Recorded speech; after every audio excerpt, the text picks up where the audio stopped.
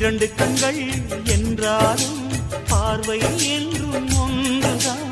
உருவத்திலே தனித்தனிதான், உள்ளம் என்றும் ஒன்றுதான். ஒரு சேவல்தான் நடை காத்தது, இந்த அதிசயம் பாருங்கள், கண்ணனை வாழ்த்துங்கள்.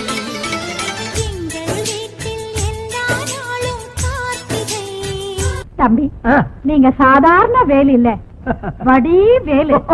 சாட்சாத் அந்த முருகனே உங்க ரூபத்துல வந்து என் பொண்ணை காப்பாத்தி இருக்காரு. பரவாயில்ல பரவாயில்ல. அப்ப நான் வரட்டுங்களா?